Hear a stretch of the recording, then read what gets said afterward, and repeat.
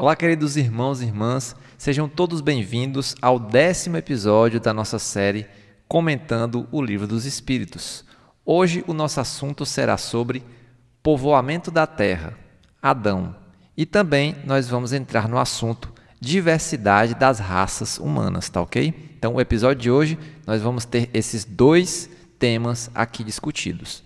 Nós vamos iniciar o nosso estudo de hoje a partir da questão de número 50. Tá ok? Então vamos lá. A espécie humana começou por um único homem? Allan Kardec faz essa pergunta abrindo o tópico e os espíritos superiores responderam que não, que a espécie humana não começou por um único homem. Aquele a quem vocês chamam de Adão não foi o primeiro nem o único a povoar a terra. Podemos saber em que época viveu Adão? Dizem os espíritos que aproximadamente na época em que vocês já identificaram, ou seja, cerca de 4.000 anos antes de Cristo.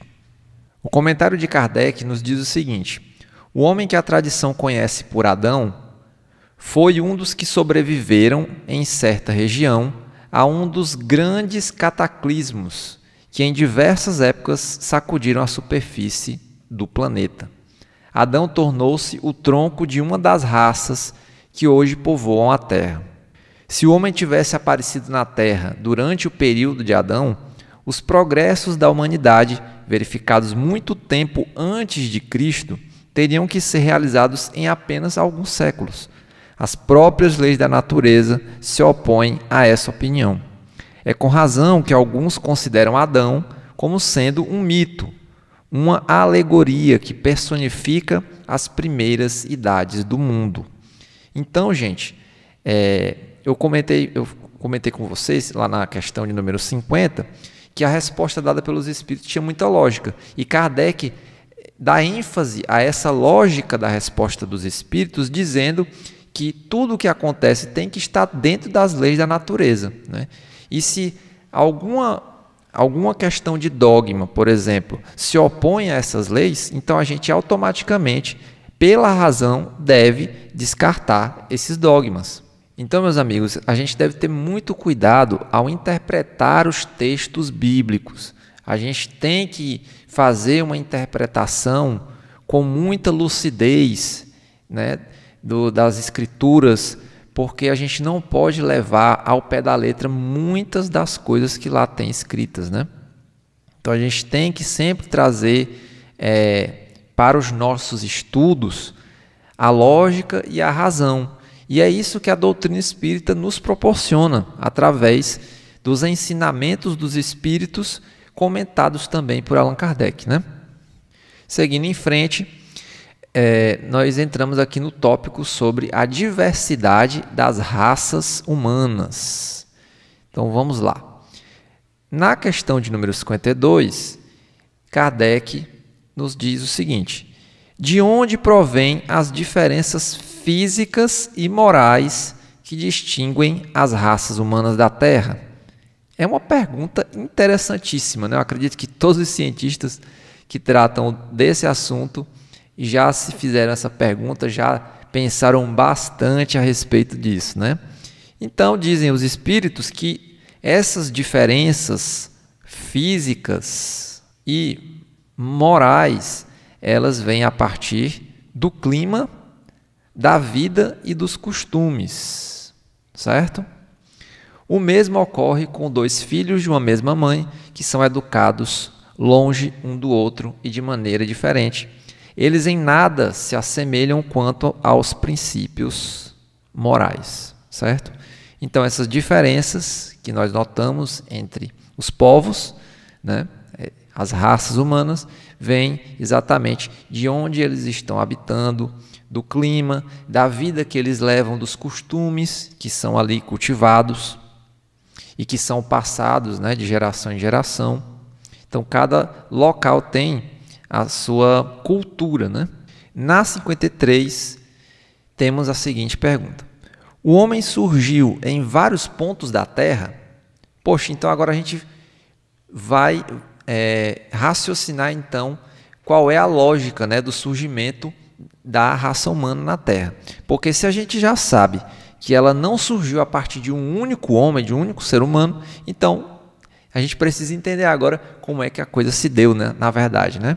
Então, Kardec já faz uma pergunta aí muito contundente a respeito desse assunto. E os espíritos disseram que sim, né, que só podia ser, né, em vários pontos da Terra, né, e em diversas épocas. Esta é uma das causas da diversidade das raças. Olha só, gente, diversidade das raças. Então, o fato do ser humano ter surgido em vários pontos do nosso planeta e em épocas diferentes, nos dá, então, uma explicação também sobre a diversidade dessas raças, né?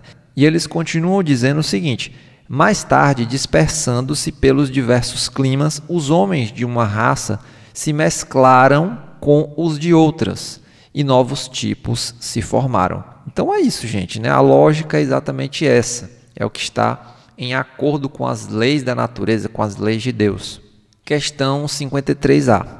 Essas diferenças têm como resultado espécies distintas? Será, gente? Será que essas diferenças entre os povos tornam os seres humanos de espécies diferentes? Certamente que não, os espíritos disseram. Todos são da mesma família. Por acaso as múltiplas variedades de um mesmo fruto impedem que ele pertença à mesma espécie? Exatamente isso, né, gente? Então nós temos uma única espécie, a humana, e dentro dessa espécie nós temos várias raças diferentes.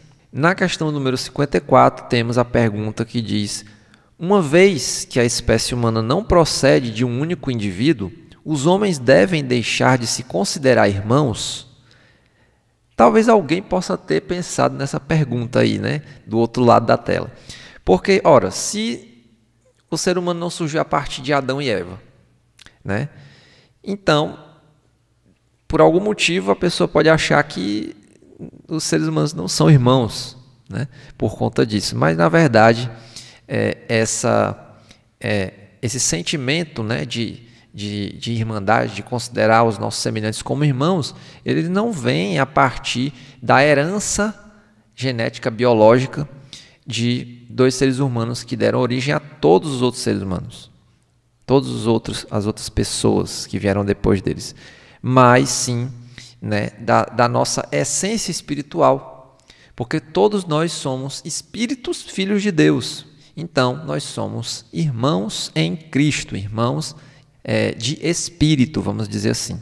Então os espíritos disseram: todos os homens são irmãos perante Deus, porque são animados pelo Espírito e se destinam ao mesmo objetivo. Vocês sempre tomam as palavras ao pé da letra.